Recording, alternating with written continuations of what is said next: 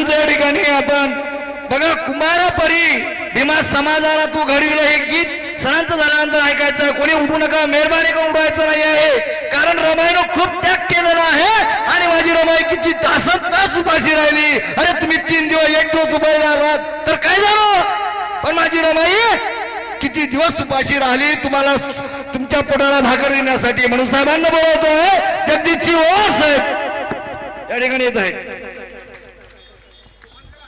धन्यवाद. विचारपीठावर उपस्थित असणारे आदरणीय भिक्खूगण तसेच कार्यक्रमाच्या स्वागताध्यक्ष आदरणीय सुरवाडेताई तसेच आता ज्यांनी सुंदर असं मार्गदर्शन केलं ते मला वाटलं आठवले साहेबांचं भाषण आहे म्हणजे लोक फक्त हसतील, पण हे आठवले साहेब हे खरं तर प्रबोधन करणारे आठवले साहेब आहेत, हे ऐकून बरं वाटलं. आणि आज या ठिकाणी तुमचा ऐकण्याचा स्टॅमिना संपलाय हे मला माहिती आहे, पण मी आता पुण्याहून आलो तर माझं ऐकावंच लागतंय तुम्हाला, त्याच्यामुळे आता काय पर्याय नाही. असं समजू नका. मी थोड्या वेळामध्ये माझा विषय आपल्या समोर प्रस्तुत करण्याचा विचार करतोय, प्रयत्न करतोय. मी महाराष्ट्रभर कार्यक्रम केले, महाराष्ट्रभर फिरलो, मी महाराष्ट्रभर कार्यक्रम केले, महाराष्ट्रभर फिरलो, पण माता रमाईची जयंती अशी आज कुठं नाही पाहिली. मी महाराष्ट्रभर फिरलो पण महाराष्ट्रभर रमाईची जयंती अशी अजून कुठं नाही पाहिली. आणि इथल्या प्रत्येक आईमध्ये मला रमाई दिसून राहिली, इथल्या प्रत्येक आईमध्ये मला रमाई दिसून राहिली. बांधवांनो, संपूर्ण विश्वाला शांतीचा आणि करुणेचा संदेश देणारे कारुणिक तथागत भगवान गौतम बुद्ध, या पृथ्वीचा पहिला चक्रवर्ती सम्राट राजा अशोक, माता भीमाई, मृतप्राय झालेल्या कोट्यवधी जीवात भरला ज्यांनी नवा प्राण, मृतप्राय झालेल्या कोट्यवधी जीवात भरला ज्यांनी नवा प्राण, मनोवादाविरोधात जे लढले होऊन बेभान, कोलंबिया विद्यापीठाने जगातला सर्वोत्तम विद्यार्थी म्हणून केला ज्यांचा बहुमान, काळारामाला घाम फोडून चौदार पाण्याला आग लावून पेटवले ज्यांनी मनुस्मृतीचे प्रत्येक पान, तेच आहेत या देशाचे सुपुत्र महान, त्यांनीच दिलं या देशाला जगातलं सर्वोत्तम असं संविधान. अशा विश्वरत्न डॉक्टर बाबासाहेब आंबेडकरांना माझा शतशः प्रणाम, माझा शतशः प्रणाम. अशा विश्वरत्न डॉक्टर बाबासाहेब आंबेडकरांविषयी बोलायला मी तुमच्या समोर उभा आहे. आता कसं आहे, माणसांना आपल्या पुढे बोलायला एखादा आला की माणसं त्याच्याकडे बघतात, अरे हा दिसतोय तर एवढा, दिसतोय तर असा, मग हा काय बोलायचा. पण तुम्हाला मला सांगावं वाटतंय, हा 5 फुटाचा 2 इंचाचा माणूस तुमच्या पुढे उभा आहे, पण तुम्हाला मला आवर्जून सांगायचंय, बाबासाहेब बोलायला चांगली फिगर लागत नाही, बाबासाहेब बोलायला मोठं जिगर लागतंय, जिगर. आणि त्या जिगर घेऊन बाबासाहेब सांगायला, रमाई सांगायला हा जगदीश आज पुण्यावरून तुमच्यापर्यंत आलाय आणि बाबासाहेबांनी रमाई सांगायला तुमच्या समोर उभा आहे. पण मला त्यापेक्षा जास्त आनंद या गोष्टीचा वाटतोय की अकोला या नगरीमध्ये जी आंबेडकरांची नगरी आहे, त्या अकोला या नगरीमध्ये येऊन मी बोलायला उभा राहिलोय. आणि त्या नगरीत बोलताना माझ्या समोर इतक्या मोठ्या प्रमाणावर जेव्हा माझ्या रमाई असतील ना, तर हा तुमचा लेख म्हणून छाती ठोकपणे मी बोलायला उभे राहील आणि तुम्ही मला बोलताना तितकाच प्रतिसाद द्याल याची मला खात्री वाटते. आज महाराष्ट्रभर फिरताना अनेक ठिकाणी गेलो, पण अनेक ठिकाणचे गार्डन बघितले, अनेक ठिकाणचे पुतळे बघितले, पण अकोल्यात आल्यानंतर रात्रीचे स्वागत झालं. आणि जेव्हा मला या अशोक वाटिकेत नेलं आणि त्या मी येताना विचार करतो, वाटिका मी आतापर्यंत वाटिकाचे भाकडकाचं एक रामायण झाले आणि त्याच्यात एक वाटिका सांगितली होती आणि त्याच्यात वाटिकेत सीतेला नेला असं सांगितलं होतं. पण इथं आल्यावर सम्राट अशोकाच्या नावानं खऱ्या अर्थानं वाटिका काय उभी केली आहे आणि त्या वाटिकेमध्ये सीता नव्हे तर या देशातल्या प्रत्येक सीतेला हक्क आणि अधिकार देणाऱ्या विश्वरत्न डॉक्टर बाबासाहेब आंबेडकरांपासून बुद्धांना आणि महात्मा ज्योतिराव फुले यांना स्थापित केलंय अशी वाटिका या महाराष्ट्राच्या इतिहासात अकोल्यात उभी राहिली, याचा मला अभिमान वाटतो. हे अकोलेकरांची दूरदृष्टी आहे, हे अकोलेकरांचं पुरोगामित्व आहे, हे अकोलेकरांच्या डोक्यातले बाबासाहेब आहेत आणि अकोल्यात असणाऱ्या आंबेडकरी विचारांचा, आंबेडकरी परिवाराचा हा वारसा प्रत्यक्ष कृतीत आलेला दिसतोय. हे कुणालाही या अकोल्यातल्या अशोका वाटिकेमध्ये आल्यानंतर कळेल बांधवांना. आणि मग तुमच्या पुढे येऊन ज्यांच्या जगण्यामध्ये, ज्यांच्या घरातले आंबेडकर आहेत, ज्यांच्या गावातले आंबेडकर आहेत, त्यांच्या पुढे मी पुण्याहून येऊन आंबेडकर काय सांगायचे हा प्रश्न मला पडतो. पण तरीही आजपर्यंत जेवढे बाबासाहेब आपल्याला भेटतात आयुष्यामध्ये, तुम्ही प्रत्येक पावलावरती, अरे आमचा जन्म होतो ना, आम्ही जन्माला यायच्या आधीच आम्हाला बाबासाहेब भेटलेले असतात. कारण आमच्या आईला जर सगळ्या गरोदरपणाच्या जे हक्क आणि अधिकार दिलेत ना, तेच बाबासाहेबांनी दिलेत, म्हणून आम्ही जन्माला येतोय. आमचं जगणंही नाकारलं होतं इथल्या व्यवस्थेने, या व्यवस्थेने आमचं जगणंही नाकारलं होतं, जन्माला येणं नाकारलं होतं. आणि मग ते जगणं आणि आमचा जन्माला येण्याचा हक्क आणि अधिकार बाबासाहेबांनी दिला. आणि तो कुठल्या एका जातीला दिला नाहीये, तर बाबासाहेबांच्या जातीत आम्ही जन्मलो. आमच्या हालापेष्टा वर्षानुवर्ष, हजारो वर्ष चालत आल्या, पण बाबासाहेबांचं काम एका जातीसाठीच नाहीये, तर बाबासाहेबांनी या देशातल्या 50% जनतेला, म्हणजे या देशातली स्त्री 50% आणि बाबासाहेबांनी या देशातल्या 50% स्त्रीचा सगळ्यात आधी विचार केला की जिला घरात चूल आणि मूल इथपर्यंत बंदिस्त केलंय ना, त्या स्त्रीला, मग ती कुणाच्याही घरची असो, ती बामणाच्या घरची, मराठ्याच्या घरची, महाराच्या घरची, धनगराच्या घरची, माळ्याच्या घरची, साळ्याच्या घरची, कोळ्याच्या घरची, कुणाच्याही घरची ती स्त्री आहे ना, ती माझी बहीण आहे. आणि तिच्यासाठी मी हिंदू कोड बिल मांडलंय आणि ते हिंदू कोड बिल मंजूर करा, अन्यथा मी राजीनामा देतो. ही धमक दाखवणारा माझा बाप होता, ही धमक दाखवणारा माझा बाप होता. अरे या देशात सरकार स्थापन झाली, त्या पहिल्या सरकारात माझा बाप सामील होता. त्या पहिल्या सरकारावर लाथ मारण्याची ताकद माझ्या बापात होती आणि तीच आज त्यांच्या रक्तात दिसते. म्हणून इथं अभिमानाने यावं वाटतं, म्हणून इथं अभिमानाने यावं वाटतं. बाबासाहेब काय आहेत, बाबासाहेब आम्हाला कुठे भेटतात हे मी तुम्हाला बोलत होतो. बाबासाहेब मला भेटतात मी जेव्हा एखादं लहान मूल जेव्हा शाळेत चाललेलं दिसतं ना, आणि ते वर्गात जाऊन बसतं ना, अभिमानाने शाळेत बसतं, आणि ते त्याला घ्यायला जेव्हा दारात गाडी येते, त्याला गाडी येते, त्याच्या आईने त्याला ड्रेस घातलेला असतो, चांगला त्याला टाय लावलेला असतो, सूट ब्यूट घातलेला, ते बारकं पोरगं घरातून बाहेर निघतं, घरावर लिहिलेलं असतं बाबासाहेबांची पुण्याई. त्या घरातून ते पोर बाहेर निघतं, दारात 4 चाकी गाडी आलेली असते आणि त्या 4 चाकी गाडीत आमचं एवढंसं पोरगं जाऊन बसतं आणि घरातून दारात उभा राहून आई हात करते. मला दिसतं बाबासाहेब चाललेत गाडीतून, पण त्या पोराला कळलं पाहिजे की बाबासाहेब चाललेत गाडीतून, पण त्या पोराला कळलं पाहिजे. म्हणून मला बोलायचंय, मला का बोलायचंय, त्या पोराला आणि त्या आईला कळलं पाहिजे, आणि त्याचबरोबर त्या शेजारी राहणाऱ्या प्रत्येक बाईला, प्रत्येक पोराला कळलं पाहिजे, त्या गावातल्या प्रत्येक व्यक्तीला कळलं पाहिजे की अरे हे सुखसंपन्न जीवन, हे हक्क, हे अधिकार बाबासाहेबांनी दिलेत. आणि ते बोलण्यासाठी मी इथं आलोय. पण माझे बाबासाहेब जेव्हा शाळेत जायचे, या सातारच्या शाळेत जेव्हा बाबासाहेब गेले, तेव्हा नव्हती गाडी आली, तेव्हा नव्हती त्यांची आई हात करत उभं राहिलेली. बाबासाहेबांनी ज्या हालापेष्टातनं शाळा शिकले, ते आम्हाला आमच्या पोरांना सांगावं लागेल की बाबांनो, तुमच्यासाठी जी गाडी येते ना, ती बाबासाहेबांनी पाठवली आहे.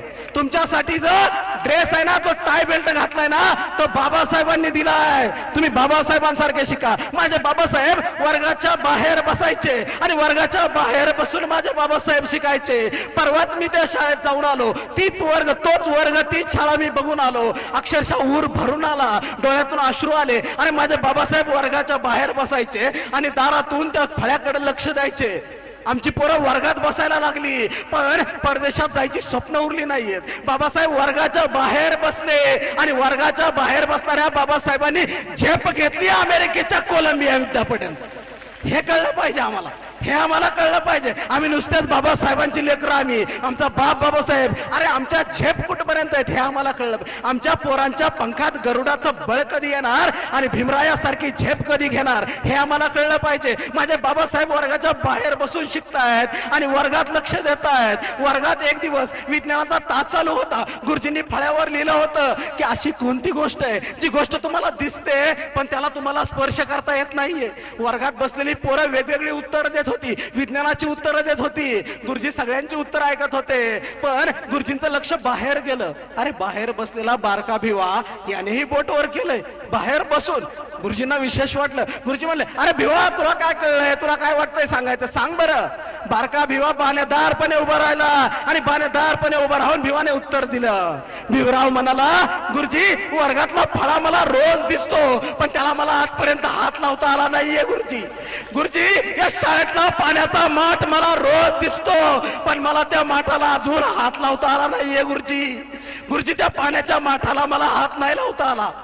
गुरुजीच्या प्रश्नाची उत्तरं नव्हती, ही व्यवस्थेच्या सनसनीत कानफटात मारली होती बारक्या भिवाने. अरे ज्या विद्यार्थ्याला शाळेत तहान लागली ना, तर तहान लागल्यावर माठाजवळ जाऊन उभं राहावं लागायचं, पण हात लावून पाणी पिता यायचं नाही. आणि तो शिपाई हटकून जेव्हा अस्पृश्य पोरं जवळ जायची ना, तर लांब जायचा. अरे तहान लागली आहे त्या पोराला, पण पडू दे तसंच, मरू दे, आपल्याला काय. मग त्याला जेव्हा वाटायचं तेव्हा तो यायचा आणि त्यातलं पाणी काढायचा आणि ओंजळीत ओतायचा. हे माझ्या बाबासाहेबांनी अनुभवलं. ते पाणी माझे बाबासाहेब वरून पाणी पिले, तरीही शिकले माझे बाबासाहेब, तरीही शिकले माझे बाबासाहेब. संघर्ष केला आणि मला खऱ्या अर्थानं जाणवतं की बाबासाहेबांच्या आयुष्यात बालपणापासूनचा हा संघर्ष होता. अरे पाण्यासाठी मला संघर्ष करावा लागतोय शिकताना, तर माझ्या समाजाने किती भोगला असेल हेच बाबासाहेबांच्या डोक्यात चालत असेल. आणि म्हणूनच माझा विचार इथपर्यंत जातो की ज्या मुलाला वर्गात असताना पाणी प्यायला मिळलं नाही, त्या मुलाला कळलं की अरे बाकीचे जाऊन पाणी पितात, पण मी पाण्याला हात लावू शकत नाही, इथे समता नाहीये. म्हणून त्याच मुलाने, त्याच विद्यार्थ्याने जगाच्या इतिहासात पाण्यासाठीचा पहिला सत्याग्रह केला. ज्याला वर्गात पाणी प्यायला मिळालं नाही, ज्याला दिसलं की इथं कुणीही जाऊन पाण्याला हात लावतंय, पण मला लावता येत नाहीये ना, पण मी या पाण्याच्या समतेसाठी संघर्ष करेल. आणि समतेसाठीचा तो लढा होता. बाबासाहेब सांगतात हा पाण्यासाठीचा लढा नाहीये, कारण हा लढा आमचा वर्गापासूनचा चालू आहे, शिकताना चालू झालाय. इतर कुत्रे येऊन बसायची त्या माठाखाली, कुत्र स्पर्श करायचं, पण माझा स्पर्श चालत नव्हता. आणि त्याच तळ्याला कुत्री मांजरं धुतली जायची, गाई म्हशी धुतल्या जायच्या, पण तिथं माणसाला स्पर्श करता येत नव्हता. हे माझे बाबासाहेबांच्या आयुष्यातल्या घटना आहेत, हे आम्हाला कळलं पाहिजे. आणि हेच बाबासाहेब मग संघर्ष करताना दिसतात, आणि हेच बाबासाहेब वर्गाच्या बाहेर बसून शिकतायत. मी ज्याप्रमाणे मगाशी तुम्हाला सांगितलं, आज आमच्या मुलांना सगळं दिलं हो बाबासाहेबांनी. आज आम्हाला परदेशी जायचं म्हणलं तर स्कॉलरशिप उपलब्ध आहेत. बाबासाहेबांना आपल्या स्वतःतले गुण दाखवावे लागले, गुणवत्ता दाखवावी लागली. तेव्हाचे राजे, राजर्षी शाहू महाराज आणि सयाजीराव गायकवाड महाराजा यांचं लक्ष बाबासाहेबांकडे गेलं. म्हणजे यातून काय लक्षात येतं बघा, तुमच्या माझ्या मुलांमध्ये जर कॅपॅसिटी असेल, गुणवत्ता असेल, तर राजाचंही लक्ष आपण आकर्षित करून घेऊ शकतो. राजाचं लक्ष तेव्हाच्या बाबासाहेबांकडे जातं. अरे हा पोरगा, अस्पृश्य समाजातला हा पोरगा, महाराजा घरातला हा पोरगा, अरे हा 10वी पास झालाय, आणि त्याच्याकडे लक्ष गेलं राजर्षींचं, आणि त्यांना परदेशी शिक्षणासाठी पुढे जाऊन मदत करण्याची भावना त्यांच्या जागृत झाली. पत्रव्यवहार झाले, आणि हाच पोरगा जो वर्गाच्या बाहेर बसून शिकला, तो पोरगा कोलंबिया विद्यापीठात शिक्षणासाठी गेला. ही या देशाच्या इतिहासातली सगळ्यात मोटिवेशनल गोष्ट आहे. आम्हाला मोटिवेशनल काय आवडतं, म्हणजे आम्ही इंटरनॅशनल गोष्टी ऐकतो. जॉन अब्राहम, जॉन क्विंटल, बिल क्विंटल, बराक ओबामा यांची नावं ऐकली, शाळेत सांगितली की लय भारी वाटतं आम्हाला. अरे आमचे बाबासाहेब, या देशाचे बाबासाहेब, या देशाच्या इतिहासामध्ये आहे का कुणी असा जो वर्गाच्या बाहेर बसून शिकला आणि तो पुढच्या शिक्षणासाठी परदेशात गेला, आणि त्यांनी माघारी येऊन इथून पुढच्या हजारो पिढ्यांसाठी परदेशाचे दरवाजे खुले केले, पण त्या दारातून कसं जायचं हे आज आम्हाला कळेना. आम्हाला मागे वळून पाहण्याची गरज आहे. आम्हाला हे कळलं पाहिजे की बाबासाहेबांनी आज सगळं खुलं केलं. आजपासून बघा ना, 150 वर्षाआधी, 125 वर्षाआधी इतकी आम्ही म्हणतो जातीवाद होता, सगळं अशक्य होतं. बाबासाहेब वर्गाच्या बाहेर बसून शिकले, पण तरीही बाबासाहेब परदेशी शिकायला जातात. आणि आज बाबासाहेबांनी दिलेल्या सगळ्या गोष्टी उपलब्ध आहेत. आज कुणाची आम्हाला वर्गाच्या बाहेर बस बनायची ताकद नाही, आज कुणाची आम्हाला अडवायची ताकद नाही. आज शिष्यवर्ती आहेत, आज संधी आहेत, आणि या संधीचं सोनं करण्याला आम्ही कमी पडतो का, हा प्रश्न आम्हाला पडला पाहिजे. म्हणजे मी फक्त गोड गोड बोलायचं, उत्साही बोलायचं, टाळ्या मिळवायच्या आणि जायचं यात मजा नाहीये. मी तुम्हाला फक्त रडवायचं, हसवायचं यात मजा नाहीये. जगदीश्वर आला, बोलून गेला ना, तुम्हाला काही मंत्र मिळाले पाहिजेत. आपल्या पोरांना शिकवा. बाबासाहेबांनी ही परदेशी शिक्षणाची दारं कशासाठी खुली केली आहेत. आज परदेशी शिक्षणाला निवड झाली, गुणवत्ता दाखवली, तर स्कॉलरशिप मिळतात परदेशात जाण्यासाठी. त्याचा लाभ घेतला पाहिजे. तर आम्हाला अधिकार आहे, आम्ही बाबासाहेबांची लेकरं आहे, भीमराव आमचा बाप आहे हे म्हणण्याचा. आमच्या आयांना, आमच्या भगिनींना, आमच्या बापांना हे कळलं पाहिजे. ह्यासाठी आम्हाला हे उत्सव करता आले पाहिजेत, हे विचारांचे उत्सव झाले पाहिजे. ते बाबासाहेब परदेशात शिकायला जातात इथपर्यंत मी आलो होतो, आणि बाबासाहेब परदेशी गेले. परदेशात ज्या शाळेत त्या कॉलेजात मध्ये बाबासाहेबांनी ऍडमिशन घेतलं. आता विषय खूप आहेत बोलण्यासारखे. वेळ झालाय, बोलू का थांबाय कमी घेऊ? बोलू ना. बर, उशीर झाला ना माझ्याकडे यायला, आणि मला तुमच्याकडे यायला पण आयुष्यात उशीर झालाय, लवकर यायला पाहिजे आहे की ना. तर बाबासाहेब त्या ठिकाणी जिथं ज्या महाविद्यालयात ज्या विद्यापीठामध्ये कोलंबिया विद्यापीठात ऍडमिशन झाल्यानंतर बाबासाहेब तिथे जेव्हा अभ्यास आता दररोजचा त्यांचा दिनक्रम ठरलेला आहे, तर आजपर्यंत आपण सगळ्यांनी ऐकलं हे. तेच मी पुन्हा एकदा तुम्हाला जाणीवपूर्वक सांगण्याचा प्रयत्न करतोय की त्या विद्यापीठाच्या त्या लायब्ररीमध्ये बाबासाहेब आंबेडकर जेव्हा अभ्यासाला जात आहेत तेव्हा लायब्ररी उघडायच्या आधी त्या दारात जाणारा विद्यार्थी म्हणजे बाबासाहेब आंबेडकर असायचे, आणि लायब्ररी बंद होताना शेवटचा विद्यार्थी म्हणजे बाबासाहेब आंबेडकर असायचे. म्हणजे इथून तिथं गेल्यानंतर आपल्या शिक्षणाकडे 100% लक्ष देण्याची तयारी. आज आमची पोरं अकोल्यातनं पुण्याला शिकायला पाठवलं तरी अभ्यासाला कधी बसतो हा विचारायला लागतं आम्हाला फोन करून. बाबासाहेब काय शिकतात, कशा शिकतात हे आम्हाला कळलं पाहिजे. आणि बाबासाहेब त्या लायब्ररीत जाऊन पूर्ण वेळ अभ्यास करतायत, आणि त्या लायब्ररीमध्ये इतका अभ्यास करणारा दुसरा कोणताच विद्यार्थी नाहीये. त्या लायब्ररीचा एक नियम आहे, त्या लायब्ररीचा नियम आहे की या लायब्ररीत बसून कुणीही काही खायचं नाहीये. त्या लायब्ररीत बसून फक्त अभ्यास करायचा आहे. खायला बाहेर जायचं, जेवण करून बाहेरून यायचं. पण सगळी मुलं दुपारी जेवणाचा वेळ झाला की बाहेर जेवायला जायची आणि बाहेर जेवण करून यायची. पण मिस्टर आंबेडकर हे जे होते ना ते जेवायला बाहेरच जायचे नाहीयेत. त्या लायब्ररीयांचं लक्ष होतं, अरे मिस्टर आंबेडकर जेवायला बाहेर का जात नाहीयेत. मिस्टर आंबेडकरांकडे त्याने लक्ष दिलं आणि त्याच्या लक्षात आलं की बाबासाहेब खिशातून काहीतरी काढतायत आणि गुपचूप खातात आहे. त्याच्यावरती पाण्याचा घोट घेतात आहे, परत गुपचूप काहीतरी काढतात आणि खातात आहे. त्याचं लक्ष गेलं आणि तो आंबेडकरांकडे गेला, बाबासाहेबांकडे गेला आणि म्हणाला, मिस्टर आंबेडकर तुम्हाला माहिती आहे ना लायब्ररीत बसून काही खायचं नाहीये, तुम्ही नियम मोडताय, तुम्ही काय खाताय. बाबासाहेब नम्रपणे उभे राहिले आणि खिशात हात घातला. खिशातून बाबासाहेबांनी हात वर काढला. हात वर काढला, ते वर काढलेल्या हातामध्ये अर्धा पावाचा तुकडा उरलेला होता. बाबासाहेबांनी तो त्याच्यासमोर धरला आणि म्हणाले, मी हा पावाचा तुकडा खातोय आणि त्याच्यावर थोडं पाणी पितोय. लायब्ररीयन म्हणाला, मिस्टर आंबेडकर पण तुम्ही असं का करताय, जेवायच्या सुट्टीत तुम्ही बाहेर जायचं, जेवण करून आत यायचं, पुन्हा अभ्यास करायचा, असं का करताय. बाबासाहेब त्याच्याकडे नम्रपणे पुन्हा म्हणाले, सर बाहेर जाऊन खावं एवढे पैसे नाही आहेत माझ्याकडं, आणि दुसरी गोष्ट बाहेर जर गेलो तर माझा वेळ वाया जाईल. मला लवकर भारतात जायचंय अभ्यासक्रम पूर्ण करून, आणि तिथे जाऊन मला माझ्या समाजासाठी देशासाठी काम करायचंय, मला लवकर माझा अभ्यास पूर्ण करायचा आहे. ते सर म्हणाले, मिस्टर आंबेडकर तरीही तुम्ही नियम मोडलाय, तुम्हाला शिक्षा होणारच. बाबासाहेब म्हणाले, सर लायब्ररी बंद करायचं सोडून दुसरं काहीही सांगा, मला मान्य असेल, मी नियम मोडलाय. तेव्हा ते सर म्हणाले, मिस्टर आंबेडकर उद्यापासून तुम्हाला ही शिक्षा की उद्यापासून तुमच्या जेवणाचा डबा मी घेऊन येईल, तुम्ही माझ्या सोबत जेवायचंय. आणि बाबासाहेब तिथून पुढे त्या सरांसोबत काही दिवस जेवले असतील. पण मला तुम्हाला हे का सांगायचंय, जेव्हा आमची ध्येय ठरलेली असतात, जेव्हा आम्ही अभ्यासाच्या प्रवृत्तीने अभ्यास करत असतो, आम्ही 100% अभ्यासाला देतो, तेव्हा हा समाज किंवा ह्या देशामधल्या सगळ्या वाटा आमच्यासाठी खुल्या होतात. आणि बाबासाहेबांचा हा संघर्ष आम्हाला काय सांगतोय मी आतापर्यंत तुम्हाला, की आम्ही परदेशात शिकायला गेलो आता तरी आता काय म्हणतील लोक, आता आम्ही ऐकतो सगळीकडे. मला आता काही मुलं आवर्जून सांगत होते की आपल्यावरती काही आरोप होणारे आहेत, आपल्यावर म्हणजे एकूण SC ST OBC यांच्यावरती, यांना सगळं फुकट मिळतं. यांना काय होतं म्हणजे सहज कॉलेजांमध्ये याच्यामध्ये सहज बोललं जातं. यांचं काय, यांना नंबर लागला कुठे, यांना आहे, हे बाबासाहेबांचे आहेत ना, ह्यांचं होतं, ह्यांना काय नाही, ह्यांचं होतं. अरे म्हणजे आम्ही 100% गुणवत्ता दाखवली तरी आम्हाला आहे आणि आमचं होतं असं म्हणून आमच्या गुणवत्तेला नाकारलं जातं. तेव्हा मला माझे बाबासाहेब आठवतात, तेव्हा मला माझ्या बाबासाहेबांचा संघर्ष आठवतो. आणि मग मला त्यांना सांगावं वाटतं की अरे जगाच्या इतिहासात कुणाला काहीही मिळलं असेल, कसंही मिळलं असेल, पण या देशातल्या सगळ्या स्त्रियांना, या देशातल्या SC ला ST ला OBC ला अल्पसंख्याकांना कुठलीही गोष्ट फुकट मिळालेली नाहीये. त्या फुकट नाही तर ती प्रत्येक गोष्ट संघर्ष करून माझ्या बाबासाहेब आंबेडकरांनी मिळवून दिलेली आहे. कारण आम्ही जेव्हा माझ्या बाबासाहेबांकडे बघतो ना तेव्हा मला आठवतं की माझ्या बाबासाहेबांचा संघर्ष वर्गातल्या पाणी पिण्यापासून झालेला आहे. आम्हाला पाणीही फुकट मिळालं नाहीये, आम्हाला पाणी पिण्यासाठी सुद्धा संघर्ष करावा लागलाय. आमच्या इतिहास वाचून पहा एखाद्याने, आम्हाला थुंकायची सुद्धा परवानगी नव्हती.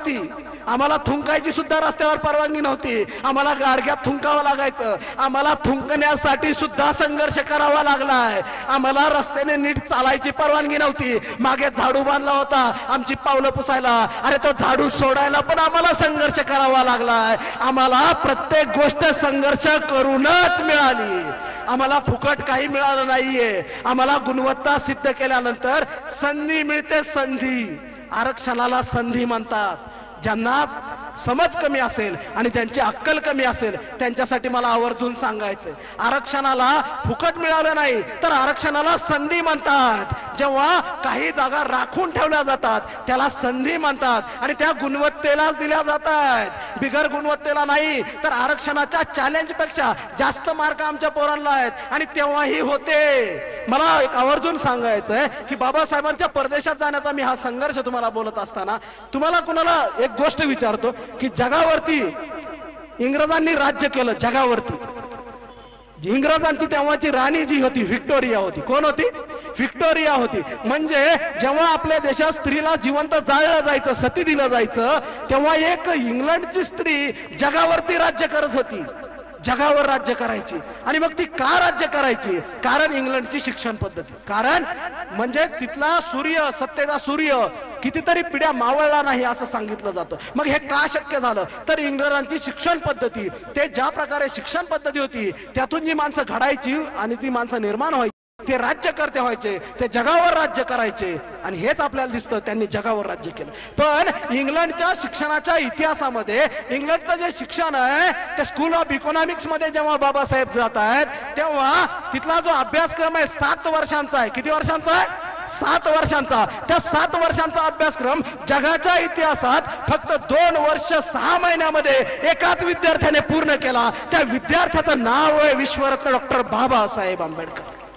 जगाच्या इतिहासात म्हणजे ज्या शिक्षणातून ज्या माणसांनी जगावर राज्य केलं त्यांच्याही शिक्षणाला, महाविद्यालयांना, विद्यापीठांना ज्या माणसांनी चॅलेंज केलं आणि त्यांना खऱ्या अर्थानं नेस्तनाबूत केलं असं म्हणावं लागेल. कारण 7 वर्षाचा लढा बाबासाहेबांनी शिक्षणाचा फक्त 2.5 वर्षात पूर्ण केला आणि तोही यशस्वीरित्या पूर्ण केला. हे चॅलेंज आहे. इंग्लंडलाही चॅलेंज दिलं बाबासाहेबांनी, इंग्लंडलाही चॅलेंज दिलं. कोलंबिया विद्यापीठालाही बाबासाहेबांनी अशा प्रकारे चॅलेंज दिलं आणि तिथल्या सगळ्या प्राध्यापकांना आपलंसं केलं. त्यांना बाबासाहेबांची गुणवत्ता कळली. त्यांनी बाबासाहेबांना आपला विद्यार्थी मानलं. आणि आज 100 वर्षानंतर त्या कोलंबिया विद्यापीठाने जी लिस्ट काढली की आमच्या आतापर्यंत सगळ्यात उत्कृष्ट विद्यार्थी कोण आहेत, अशी लिस्ट काढली कोलंबिया विद्यापीठाने की आतापर्यंत आमचे महान विद्यार्थी, सगळ्यात हुशार विद्यार्थी कोण आहेत, अशी एक लिस्ट काढली. त्यांची 10 नावं झाली, 20 नावं झाली, 50 झाली, 80 झाली, 90 झाली. सर्वात वरची नावं आणखी राहिली होती आणि त्याची 99 नावं जेव्हा कंप्लीट झाली तेव्हा 100वे जे नाव होतं कोलंबिया विद्यापीठातलं सगळ्यात प्रथम विद्यार्थ्याचं प्रथम नाव जे 100व्या वेळी लिहिलं म्हणजे पहिलं नाव होतं, प्रथम क्रमांकाचा विद्यार्थी होतं, ते नाव होतं भारताच्या घटनेचे शिल्पकार विश्वरत्न डॉक्टर बाबासाहेब आंबेडकरांचं. कारण कोलंबियाला विद्यापीठाला अभिमान वाटला की आमच्या एका विद्यार्थ्याने एका देशाची घटना लिहिली आणि त्या घटनेवर देश चालतो आणि त्या एक प्रकारे आमच्या विद्यार्थ्याने दिलेल्या कायद्यांवर हा देश चालतो. म्हणजे आमच्या विद्यार्थ्याने या देशाला संविधान दिलं, या देश आज आमच्या विद्यार्थ्याच्या धोरणावर चालतो. म्हणून तो विद्यार्थी आमच्या विद्यापीठाचा, तो विद्यार्थी जगातला सर्वश्रेष्ठ विद्यार्थी आहे, आमच्या विद्यापीठाचा सर्वश्रेष्ठ विद्यार्थी आहे. हे कोलंबिया विद्यापीठाने ही मान्य केलं.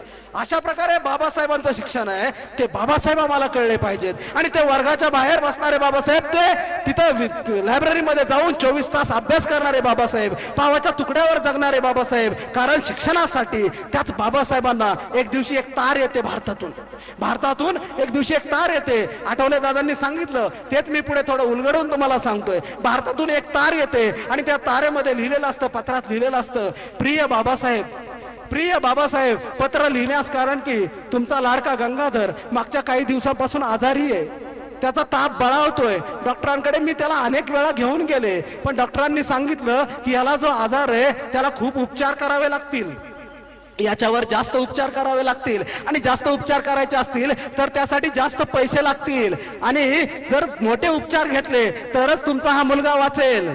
हे डॉक्टरांनी सांगितलंय. म्हणून बाबासाहेब हे पत्र तुम्हाला लिहिते, तरी लवकरात लवकर तुम्ही मनी ऑर्डर करा आणि पैसे पाठवा. तुम्ही पैसे पाठवले तर आपला लाडका गंगाधर वाचेल. गंगाधरला वाचवण्यासाठी पैसे पाठवा बाबासाहेब, मी त्याच्यावर उपचार करते. तुमच्या मनी ऑर्डरची मी वाट पाहते. तुमचीच रामू. असं म्हणून माझ्या प्रिय रमाईनं ते पत्र टाकलं होतं आणि बाबासाहेबांच्या हातात ते पत्र आलं. बाबासाहेबांनी अभ्यासाच्या टेबलवर ते पत्र घेतलं. बाबासाहेबांनी पत्र फोडलं आणि बाबासाहेब पत्र वाचायला लागले. तुमचा लाडका गंगाधर, त्याला आजार झालाय, डॉक्टरांनी सांगितलंय आजार बळावलाय, वेळीच उपचार करावे लागतील, पैसे तर खूप लागतील, पण आता मी कसे पाठवू, हा बाबासाहेबांना प्रश्न पडला. आणि बाबासाहेबांनी दुसरं पत्र हाती घेतलं, जे बाबासाहेब रमाईला लिहायला लागले. प्रिय रामू, तुझं पत्र मिळालं, पत्र वाचलं, त्यात वाचलं की गंगाधरला आजार झालाय, त्याच्यावर वेळीच उपचार केले तर गंगाधर वाचेल, त्याच्यासाठी खूप पैशांची गरज आहे असं तू लिहिलंय. पण रामू, काळजावर दगड ठेवून मी तुला सांगतोय रामू, रामू तुला पाठवायला माझ्याकडे कसलेच पैसे नाही आहेत रामू. रामू, गंगाधर जात असेल ना तर गंगाधरला जाऊ दे. आपला गंगाधर जात असेल ना तर त्याला जाऊ दे, पण मी तुला पैसे नाही पाठवू शकत रामू. रामू, मी तुला कोणत्या शब्दात सांगू, माझ्याकडे पैसे नाही आहेत म्हणून मी दुपारचं जेवत नाहीये, मी एकच वेळ जेवतोय रामू. रामू, मी फक्त संध्याकाळी जेवतोय, पण माझ्याकडे पैसे नाही आहेत रामू. रामू, मला माफ कर, मला तुला पाठवायला कसलेही पैसे नाही आहेत. रमाई त्या पत्राची वाट पाहत होती, मनी ऑर्डरची. रमाईच्या हातात एक दिवस ते पत्र आलं. 8 दिवसांनी रमाईनं आधाशासारखं पत्र उघडलं. रमाईला वाटलं पैसे आले असतील, काय निरोप आलाय. रमाईने वाचलं, माझ्याकडे कसलेच पैसे नाही आहेत रामू. रामू, गंगाधर जात असेल तर त्याला जाऊ दे, आपण नाही त्याला वाचवू शकत, मी नाही तुला पैसे पाठवू शकत. इथपर्यंत रमाई रडत होती पत्र वाचताना. पण रमाईनं पुढे वाचलं. रमाईने पुढे वाचलं की रामू, मी एकच वेळ जेवतोय, रामू मी एकच वेळ जेवतोय. रमाई तडदिशी उभी राहिली. अरे माझा नवरा एकच वेळ जेवतोय. रमाईने गंगाधरला उचलला, डॉक्टरांकडे घेऊन गेले आणि डॉक्टरांना म्हणाले, डॉक्टर साहेब, माझ्याकडे एवढे पैसे आहेत जे पदरात बांधून आणलेत, तुम्हाला जसं जमतंय ना तसे उपचार करा, जेवढे चांगले प्रयत्न करता येतील ना तेवढे करा आणि माझ्या गंगाधरला वाचवा, पण एवढ्याच पैशात जमेल ते करा, जास्त पैसे आता नाही आहेत आमच्याकडे. डॉक्टरांनी जमेल तसे उपचार चालू ठेवले. 8-10 दिवस गेले आणि एक दिवस बाबासाहेबांचा आणि माझ्या रमाईचा गंगाधर गेला. एकट्या रमाईने खचून न जाता गंगाधरचे अंत्यसंस्कार केले आणि दुसरा दिवस उगवला. पण तो दुसरा दिवस सूर्य उगवायच्या आधी माझी रमाई घरातून बाहेर पडली होती आणि पोयवावाडीमध्ये आजूबाजूच्या परिसरात माझी रमाई शेणगोळा करत होती आणि दिवस उगवायच्या आत माझ्या रमाईनं गोवऱ्या थापल्या होत्या. गोवऱ्या थापून माझी रमाई घरी आली आणि माझी रमाई घरी आली. दुसऱ्या दिवशी पुन्हा तेच केलं. दुसऱ्या आदल्या दिवशीच्या गौऱ्या जमा केल्या, बाजारात नेल्या, विकल्या, पैसे यायला लागले थोडे थोडे. महिना भरला, रमाईकडे थोडे पैसे साठले. रमाईनं महिना भरताच ते पैसे जमा केले आणि पोस्टमन कडून ती मनी ऑर्डर परदेशात केली.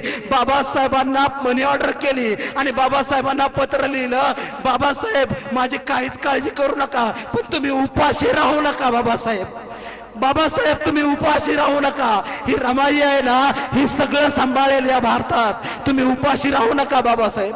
बाबासाहेबांनी ते मनी ऑर्डर बघितली, ते पत्र वाचलं. बाबासाहेबांच्या डोळ्यातले अश्रू थांबे ना, पण बाबासाहेबांनी आपली शिक्षणाची लढाई पूर्ण केली आणि एक दिवस शिक्षण पूर्ण करून बाबासाहेब पुन्हा भारतात आले आणि भारतात आल्यानंतर बाबासाहेबांना तो रमाईचा त्याग दिसत होता, ती रमाई बाबासाहेबांना दिसत होती आणि रमाईचा ते पैसे कसे पाठवले हा प्रश्न होता आणि बाबासाहेबांनी ते खोदून खोदून विचारलं. शेवटी यशवंताने सांगितलं की आई गौऱ्या थापायची आणि त्यातून तुम्हाला पैसे पाठवले. बाबासाहेबांना खूप वाईट वाटलं. बाबासाहेब ओक्साबोक्षी रडले घराचं दार बंद करून. बाबासाहेब थांबले नाहीयेत. मला हे तुम्हाला का सांगायचंय भगिनींनो, बांधवांनो, हे का सांगितलं पाहिजे? आज बाबासाहेबांनी दिलेलं सगळं आहे आमच्याकडे, सगळं आहे सगळं. आज आमच्या स्त्रीला, आमच्या आईला गौऱ्या थापायची गरज नाहीये. आज आमच्या आई गौऱ्या विकत आणण्याची ताकद आहे, ती बाबासाहेबांनी दिली आहे. पण आज आमची पोरं कुठं शिकतात, किती शिकतायत? आज आमच्या पोरी, आज मगाशी ज्याप्रमाणे कलेक्टर साहेब कार्यक्रमाला आले,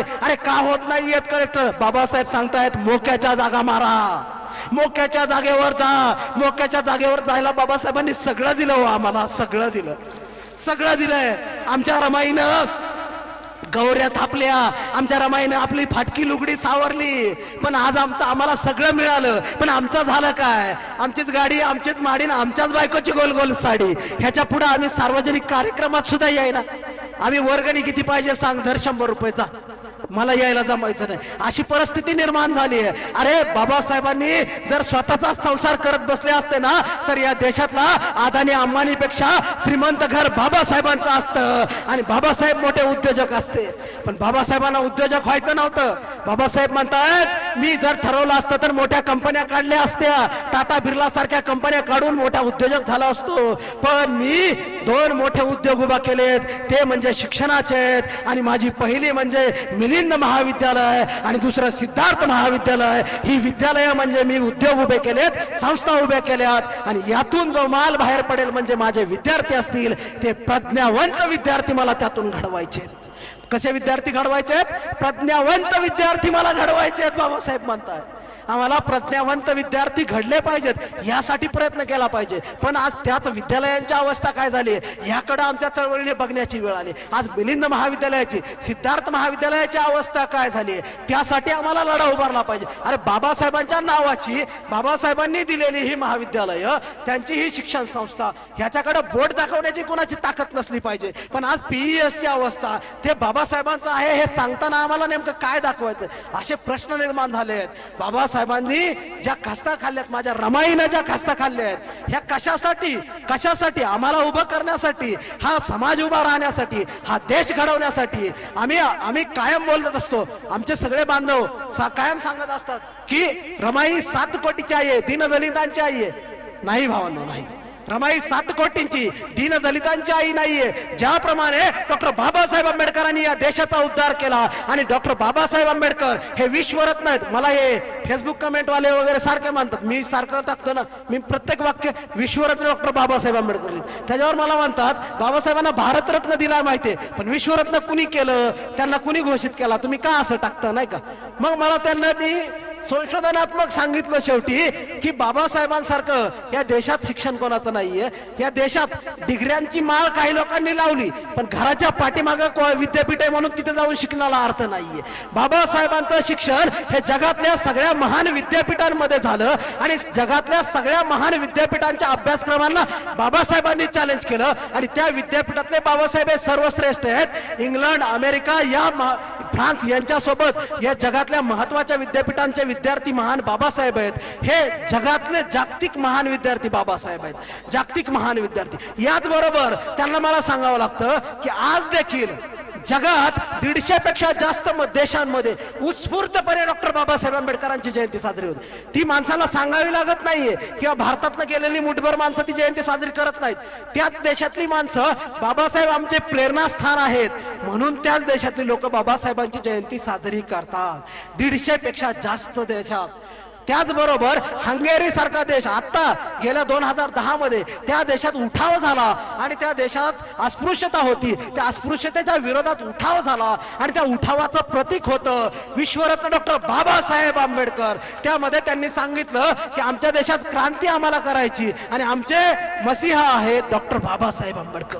म्हणजे बाबासाहेबांची प्रेरणा घेऊन आज इतर देशांमध्ये क्रांत्या होत आहेत, म्हणून बाबासाहेब विश्वरत्न आहेत. हे बाबासाहेबांना विश्वरत्न कोणी सांगायची गरज नाहीये, बाबासाहेब हे विश्वरत्न आहेत, ह्याची लाख उदाहरणं देता येऊ शकतात. म्हणून बाबासाहेब हे विश्वरत्न आहेत. त्यांनी या देशाचा उद्धार केला, या देशाला नवं वळण दिलं. या देशातल्या सगळ्या क्रांत्या बाबासाहेबांना सोडून होऊ शकत नाहीत. आज तुम्हाला मी इथं ठोकपणे सांगतो की या देशात मानव मुक्तीचं, माणसाला न्याय देण्याचं, माणसावर अन्याय झाल्यानंतरचं कोणतंही आंदोलन, कोणत्याही समाजाचं, कुठल्याही जातीचं असू द्या, त्या आंदोलनात बाबासाहेब आंबेडकरांना जर बाजूला सारलं असेल तर ते आंदोलन कधीच यशस्वी होत नाहीये. ज्या दिवशी तुम्हाला बाबासाहेबांचं नाव घ्यावं लागेल, बाबासाहेबांचे विचार घेऊन पुढे जावं लागेल, त्यांचं नाव घेऊन बाबासाहेबांच्या विचारांची लढाई तुम्ही जर पुढे घेऊन जात असाल, आणि तुमचे मसीहा, तुमचे तारणहार बाबासाहेब म्हणून जर तुम्ही स्वीकारत असाल, तर तुम्हाला सगळ्यात शेवटी सगळे दरवाजे वाजवून झाल्यावर, या देशातल्या सगळ्या नेत्यांना भेटून झाल्यावर परत येऊन मीडिया पुढे म्हणावं लागतं बाबासाहेबांच्या विचारांनी आणि संविधानानुसार आम्ही या देशात राज्य करत आहोत आणि आमचं आंदोलन आहे. म्हणजे या देशात देशात जेव्हा सगळ्यांची सगळी दारं बंद होतात तेव्हा एकच दार उरतं, ते म्हणजे संविधान. आणि संविधानाचे निर्माते विश्वरत्न डॉक्टर बाबासाहेब आंबेडकर. इथं चॅलेंज नाहीये, इथं चॅलेंज नाहीये, कुणी प्रयत्नही करायचा नाहीये. हे होऊ शकत नाहीये, हे होऊ शकत नाहीये. काल परवा कुणीतरी म्हणालं की बोलो ना, म्हणजे इथं आलोय बोलो ना, हे सगळं RSS वगैरे चालतंय ना. हा, आंबेडकरांच्या अकोल्यात आलोय, भेटतोय का काय म्हणतंय ती बोलणारच ना. तर काल परवा कुणीतरी म्हणालं की जाती ही देवांनी नाही निर्माण केल्या, जाती पंडितांनी निर्माण केल्या. अरे बाबा, तू आता सांगायला लागला.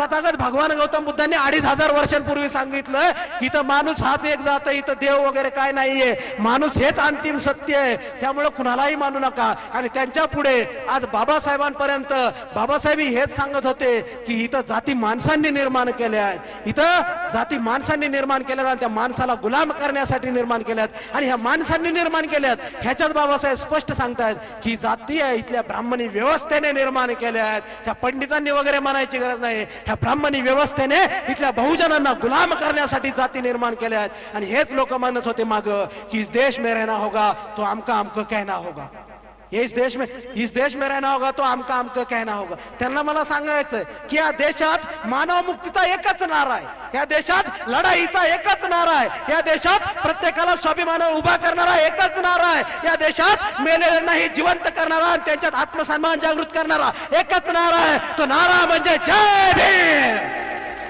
तुम्ही हात वर करून म्हणायचंय जय जय जय जय जय भीम, जय भीम, जय भीम. इस देश में स्वाभिमान से रहना होगा तो जय भीम कहना होगा. कसं राहायचंय? इस देश में स्वाभिमान से रहना होगा. ज्यांना या देशात स्वाभिमानानं राहायचंय ना त्यांना जय भीम म्हणावं लागेल. तो कोणत्याही जातीचा धर्माचा असू द्या, पंथाचा असू द्या, त्याला शेवटी या देशात जय भीम म्हणावं लागेल स्वाभिमानानं राहायला. कारण जय भीम हा जातीचा धर्माचा नारा नाहीये, जय भीम हा व्यक्तीचा नारा नाहीये, तर जय भीम हा आत्मसन्मानाचा नारा आहे, जय भीम हा इथल्या माणूसपणाचा नारा आहे, जय भीम हा मेलेल्यालाही जिवंत करणारा आणि पुढे पळायला धावायला लढायला लावणारा नारा आहे. जय भीम हा जातीचा नारा नाहीये, जय भीम हा जातीचा नारा कधीच होऊ शकत नाहीये. ह्यातला भीम आहे ना, ह्यातला भीम आहे ना, हा भीमराव आहे ना, हे बाबासाहेब आहेत ना, हे विश्वरत्न डॉक्टर बाबासाहेब आंबेडकर हे कुठल्याच एका जातीचे नाहीयेत, हे कुठल्याच एका धर्माचे नाहीयेत. या देशात संविधान बाबासाहेबांनी या देशाला दिलं आणि ते संविधान देताना बाबासाहेबांनी सगळ्यात आधी या देशात कुणाचा विचार केला तर 340 कलम टाकून या देशातल्या कुणबी समाजाचा सगळ्यात आधी बाबासाहेबांनी विचार केला आणि त्या कुणबी समाजासाठीच बाबासाहेबांनी आरक्षणाची तरतूद या संविधानातून केली. ह्या कुणबी आपल्या या बांधवांना खरे बाबासाहेब कळले पाहिजेत. ते बाबासाहेब आम्हाला सर्वांचे बाबासाहेब आहेत हे सांगण्याची आमची जबाबदारी आहे. आता ते आम्हाला सांगावं लागेल आणि तेच सांगण्याचा या ठिकाणचा हा प्रयत्न आहे. तेच बाबासाहेब इथल्या प्रत्येकाला माणूस म्हणण्याची लढाई लढत आहेत. इथं प्रत्येकाला माणूस म्हणून जगू द्या. बाबासाहेब परदेशातून शिकून भारतात आले, इथपर्यंत मी आलोय, आणखीन आपल्याला पुढे जायचंय. पण तुम्ही गेले कित्येक तास इथं बसून मला सगळ्यांना ऐकताय याचं मला खऱ्या अर्थानं भान आहे. आणि बाबासाहेब भारतात आले आणि बाबासाहेबांनी या देशातली आंदोलनात्मक रस्त्यावरची लढाई सुरू केली आणि बाबासाहेबांनी महाडच्या 14 पासून ते काळारामाचा सत्याग्रह असेल या सगळ्या लढाया जिंकून दाखवल्या. त्या लढायांचं नेतृत्व बाबासाहेबांनी केलं. या जगाच्या इतिहासात पाण्यासाठीचा आणि या जगाच्या इतिहासात कुठल्या तरी देवळात जाण्याचा किंवा प्रार्थना स्थळात जाण्याचा संघर्ष बाबासाहेबांनी केला. तो पहिला संघर्ष जगाच्या इतिहासात. आणि ज्याप्रमाणे दादांनी सांगितलं की तो संघर्ष देवळात जाऊन पाया पडण्यासाठीचा नव्हता. माझ्या भगिनींना हे कळलं पाहिजे, माझ्या भावांना हे कळलं पाहिजे, कारण आम्ही आमच्या पुढच्या पिढ्यांना काय देतोय हे खूप महत्वाचं आहे. बाबासाहेबांचा संघर्ष कधीच आत जाऊन पाया पडण्यासाठीचा नव्हता. तर तिथं सगळे जाऊ शकतायत ना, तर माझा समाज आणि मी का जाऊ शकत नाहीये हा मुख्य प्रश्न होता. नाहीतर आज कंदुऱ्यांचं प्रमाण एवढं वाढलंय.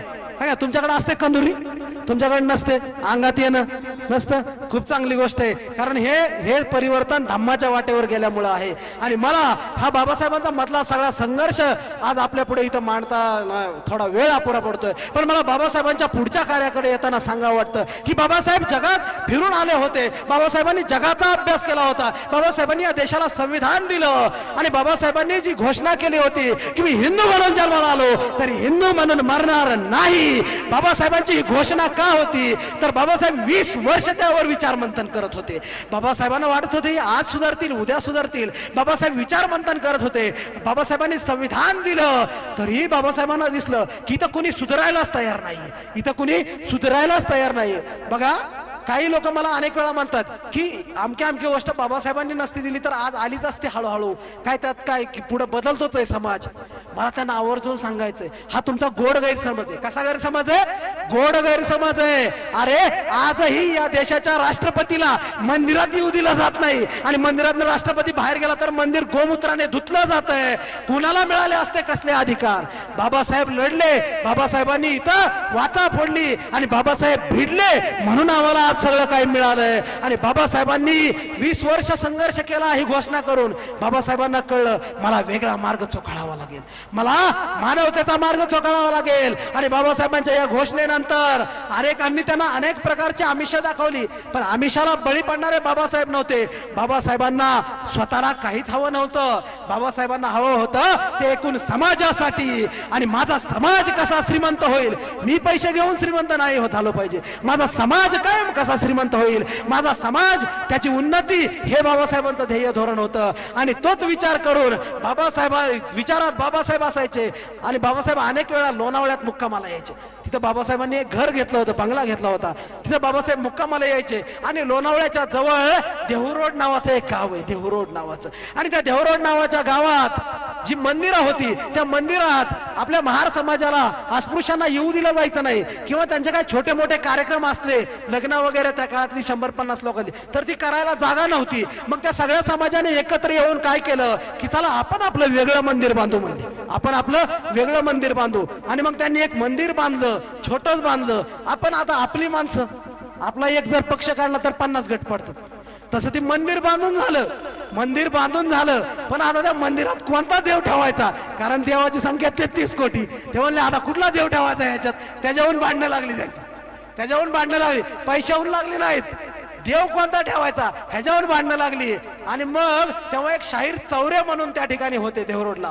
ते शाहीर चौरे म्हणाले तुम्ही भांडू नका. मीटिंग मध्ये ते म्हणाले तुम्ही भांडू नका, आता ह्यात कुठला देव ठेवायचा ना ते आता आपण आपला जो देव आहे त्याला विचारू. माणसं म्हणले कोणता? ते म्हणले आपला देव म्हणजे डॉक्टर बाबासाहेब आंबेडकर आहेत, आपण त्यांना विचारू की आम्ही देऊळ बांधलंय त्यात कोणता देव ठेवू, आणि ते जे सांगतील ते आपण ह्याच्यामध्ये ठेवू म्हणले. ही 1954च्या सालातली घटना. आणि मग एक दिवस बाबासाहेब त्या ठिकाणी लोणावळ्यात आले होते आणि ही सगळी मंडळी चौऱ्यांसह बाबासाहेबांकडे गेली. आणि बाबासाहेबांना म्हणाली आम्ही असं असं देऊळ बांधलंय, आता तुम्ही सांगा ह्यात कोणता देव ठेवू. बाबासाहेब त्या काळात विचारांमध्ये बाबासाहेबांच्या कायम बुद्ध असायचे. आणि बाबासाहेबांचं ते विचार मंथन चालू होतं. आणि बाबासाहेबांना विशेष वाटलं की मी सध्या जो विचार करतोय त्याच अनुषंगाने एखादी घटना घडते. आणि बाबासाहेब त्यांना म्हणाले अरे वा तुम्ही देऊळ बांधलंय का, छान, पण आता मी तिथं कोणता देव ठेवायचा तुम्हाला सांगत नाही. तर मी आताच मागे रंगूनला जाऊन आलोय धम्म परिषदेला, त्यांना सांगितलं नाही धम्म परिषदेला, पण मी आताच रंगूनला जाऊन आलोय आणि तेथून मी एक देव घेऊन आलोय जो तुमच्यासाठी आणलाय.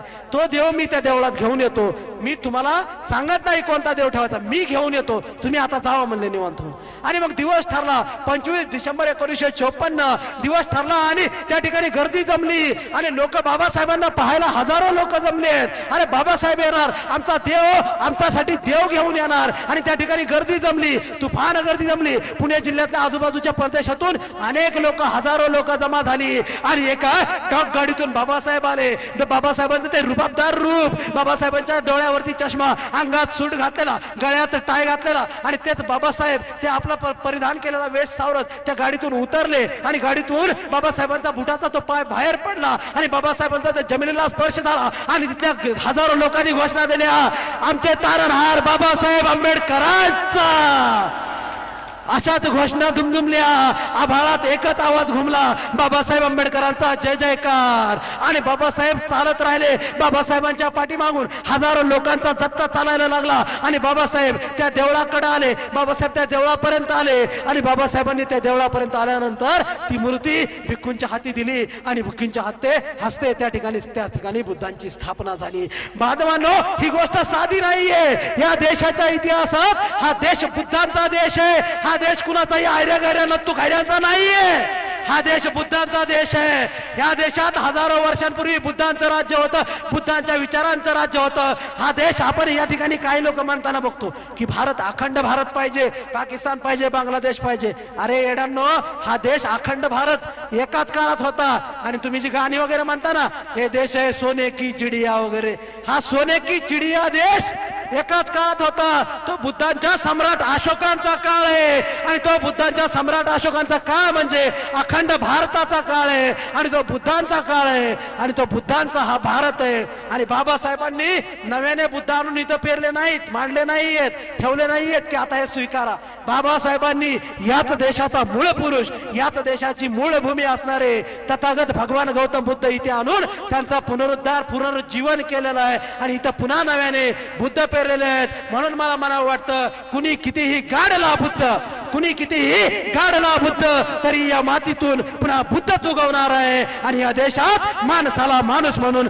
बुद्ध जगवणार आहे, बुद्ध जगवणार आहे.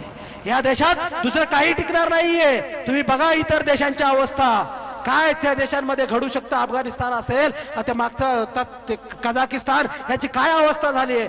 बुद्धांशिवाय या मातीला पर्याय असू शकत नाहीये. यांना हळूहळू सगळं खरं बोलावं लागेल. आता हे आलेत की जाते आम्हीच तयार केल्या म्हणण्यापर्यंत, उद्या हे सांगणार आहेत देव ही आम्हीच तयार केलाय.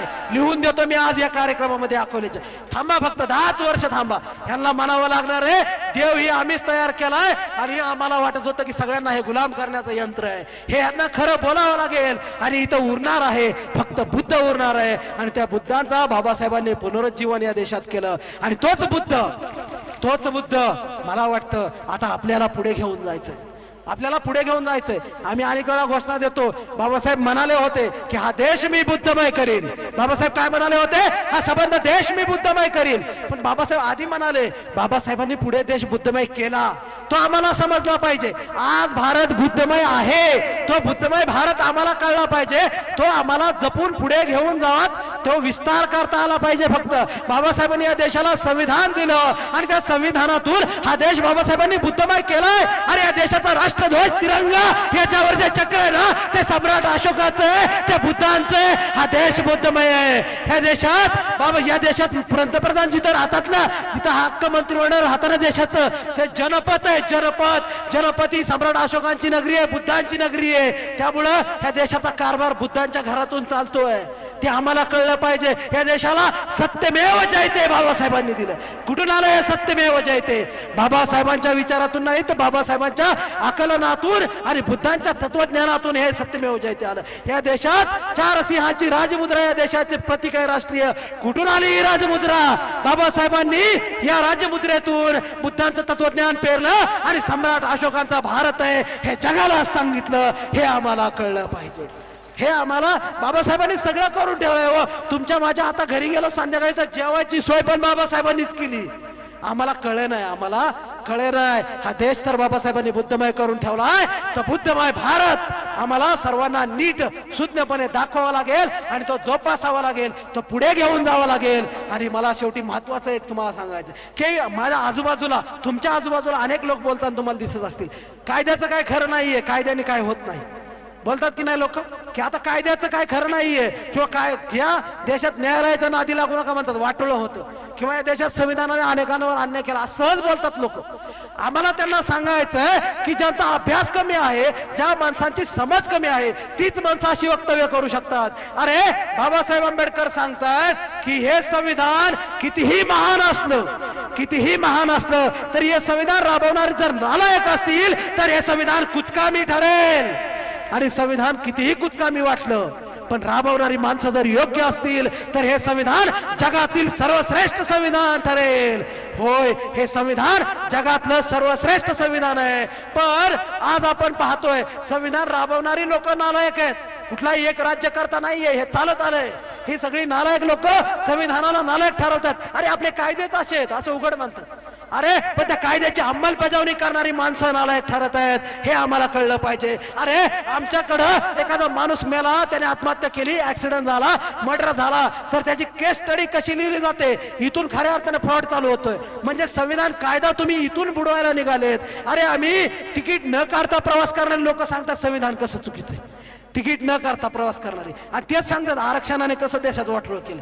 मी सगळीकडे सांगत असतो, हे आरक्षणाने देशाचं वाटोळं केलं म्हणणाऱ्यांना कळलं पाहिजे. संधी आहे, आरक्षण म्हणजे संधी आहे. माझा एक मित्र आहे आणि ते मला म्हणला आरक्षणाने देशाचं वाटोळं झालंय, आणि आम्ही दोघं एक दिवशी गाडीत बस एसटीत चढलो. त्याच्यासोबत फॅमिली होती, परिवार होता, बायको आणि छोटी मुलगी होती. आणि आम्ही एसटीत चढलो तर त्याने त्या महिलाच्या सीटवर जो पुरुष बसला होता त्याला म्हणला उठ इथून, म्हणला हे लेडीज साठी राखीव आहे. तो म्हणला नाही मी बसलोय, म्हणला आता तुम्ही बघा दुसरीकडे जागा. तो म्हणला तुला कळतं काय आरक्षण आहे, लेडीज साठी आरक्षण आहे हे, म्हणला हिलाच इथं बसू दे. आणि जेव्हा मी बसमधून खाली उतरलो तेव्हा मी त्याला म्हणलं अरे हेच आरक्षण तुला इथं सोयीचं वाटतं, जेव्हा तुला तुझ्या बायकोला योग्य सीटवर बसवायचंय, त्याच बायकोला जेव्हा सरपंच पदावर बसवायचंय, त्याच बायकोला जेव्हा आमदारकीवर बसवायचंय, त्याच मुलीचं जेव्हा ऍडमिशन करायचंय, तेव्हा हे आरक्षण तुला सोयीचं वाटतं. आणि इतर वेळी मात्र तू आरक्षणाला नावं ठेवत तुझं आयुष्य घालवतो. आरक्षणाचे या ठिकाणी आरक्षण हे संधी आहे, त्या ठिकाणी स्त्रीला संधी पाहिजे पुरुषापेक्षा, म्हणून तिथं आरक्षण आहे. हे आम्हाला समजून सांगता आलं पाहिजे. तसंच संविधान आहे, संविधान कायदे कसे राबवले जात आहेत हे खऱ्या अर्थानं महत्वाचं आहे. ते आम्हाला इथं दाखवून दिलं पाहिजे आणि यांची तोंड बंद करता आली पाहिजेत, आणि ते आपल्याला खऱ्या अर्थानं करायचंय. आज मी पुण्याहून आपल्यापर्यंत आलो, ह्यात काय खूप मोठी गोष्ट केलेली नाहीये. खरं तर बाबासाहेब वयाच्या 27व्या वर्षी अमेरिकेत शिकायला जात आहेत, आणि आम्ही 30च्या झालो तरी आज अकोल्यात आलं म्हणजे मला विशेष वाटत नाहीये. उलट वयाच्या 27व्या वर्षी बाबासाहेबांचा आदर्श ठेवून आपली पोरं परदेशात शिकायला गेली पाहिजेत, तर आम्ही बाबासाहेबांच्या विचारांचं आचरण करतोय हे आम्हाला कळलं पाहिजे. त्यामुळं प्रदेशाच्या, भाषेच्या, सीमाच्या ज्या मर्यादा आहेत ह्या मर्यादेमध्ये आपण अडकायचं नाहीये. कुणाला कुठली भाषा प्रिय आहे ह्याच्यापेक्षा प्रगती कोणत्या भाषेमध्ये आहे हे आपल्याला कळलं पाहिजे. आमचे बाबासाहेब इंग्लंडमध्ये बोलायला उभे राहिले तरी बाबासाहेब भारतातून आले ते लोकांना खरं वाटायचं नाही हे आम्हाला कळलं पाहिजे. आणि प्रत्येक ठिकाणी व्याख्यान संपवताना, भाषण संपवताना मी फक्त टाळ्या घेऊन लोकांना बोलून हसवून जात नाही, तर माझ्या काही गोष्टी माझ्या भगिनींना, बांधवांना आवर्जून सांगायच्या त्या तुम्ही पाळल्या आणि माझ्याकडून तेवढ्या तुमच्या आचरणात आल्या, त्यातली एक आचरणात आली तरी मला वाटेल की मी अकोल्याला आलो, माझ्या बहिणींशी, भावांशी बोललो, त्याचं सार्थक झालं, बाबासाहेबांच्या विचारांचं सार्थक झालं. तेवढ्या 2-4 गोष्टी मी तुम्हाला सांगेल. पहिली गोष्ट मी तुम्हाला सांगतो, बाबासाहेब सांगतायत की मोक्याच्या जागा मारा, आपल्या पोरांना शिक्षित करा, आणि शिक्षणाची दारं आज खुली आहेत. आपल्या मुलांना उच्च शिक्षण द्या, त्यांना मोक्याच्या जागेवर जायला शिका, त्यांना कलेक्टर, तहसीलदार अशा क्लास 1, क्लास 2च्या जागा मिळवायला शिकवा, त्यांना राज्यकर्ते व्हायला शिकवा, त्यांना विशेष करून राज्यकर्ते व्हायला शिकवा, कारण सगळं शेवटी सत्तेपर्यंत येतं. म्हणून हा पहिला मंत्र घरी घेऊन जा, आपल्या मुलांना आपल्याला शिकवायचंय. दुसरी गोष्ट आवर्जून सांगतोय, बाबासाहेब रमाईला पत्रात लिहितात, अगं रामू इकडं खूप थंडी असते आणि इकडं अनेक लोक थंडी जावी म्हणून मद्य घेतात, थंडी जावी म्हणून मद्य घेतात, इकडं दारू पिणं कॉमन आहे असा त्यातला अर्थ होता. आणि बाबासाहेब ते सांगतात आणि पुढे म्हणतात, पण रामू माझी एकदाही मनातून इच्छा झाली नाही किंवा मला असं कधी वाटलंच नाही की मी त्या दारूला स्पर्श करावा, मला कधी वाटलंच नाही. बाबासाहेबांचे हे शब्द खूप महत्वाचे आहेत. अनेक समाजातले अनेक घरं बर्बाद झाले आहेत व्यसनांनी. आम्ही जर बाबासाहेबांना मानतोय, आम्ही 22 प्रतिज्ञा मानतोय, आम्ही 22 प्रतिज्ञा फक्त पहिल्या 3 नाही घेतल्या पाहिजे, 7वी 8वी पण घेतली पाहिजे. आम्हाला कळलं पाहिजे मी कोणतंही व्यसन करणार नाही, मी दारूला स्पर्श करणार नाही. ह्याने माझ्या भगिनींना काय त्रास होतो हे मी पाहिलेलं आहे माझ्या डोळ्यांनी. म्हणून माझ्या बांधवांना सांगायचंय, माझ्या परिवारांना सांगायचंय, कोणतीही व्यसन करू नका, ना दारूचं, ना सुपारीचं, ना तंबाखूचं, ना मशरीचं, अशी कोणतीच व्यसन करू नका. बाबासाहेबांच्या विचारांचे अनुयायी व्हा, 22 प्रतिज्ञांचं पालन करा. एवढेच मंत्र या ठिकाणी तुम्हाला आवर्जून देतो. एवढंच तुम्ही आचरणात आणलं तरी जगदीश्वर तुमच्यापर्यंत आला, हा तुमचा मुलगा भाऊ तुमच्या पुढे बोलला आणि तुम्ही त्याला सहन केलं, त्याबद्दल मी तुमच्या मनापासून आभार मानेल. जाता जाता एवढंच म्हणेल, भीमा तुझ्या मताचे जर 5 लोक असते, भीमा तुझ्या मताचे जर 5 लोक असते तर तलवारीस तयाच्या न्यारेच टोक असते, तर तलवारीस तयाच्या न्यारेच टोक असते. काय सांगू गड्या तुला भीम माझा कसा होता, काय सांगू गड्या तुला भीम माझा कसा होता. लेकरास जशी माय भीम माझा तसा होता, लेकरास जशी माय भीम माझा तसा होता. अरे या अखंड भारतीय गुलामांचा उंचविला माथा, अखंड भारतीय गुलामांचा उंचविला माथा. फाटक्या बंडीचा भीम माझा खिसा होता, फाटक्या बंडीचा भीम माझा खिसा होता. जय भीम, नमो बुद्धाय. जेवढं काही यातलं चुकलं असेल एखादा शब्द तर तो माझा आहे आणि बरोबर आहे तेवढं बाबासाहेबांचं आहे. एवढंच बोलतो आणि आपली रजा घेतो. जय भीम.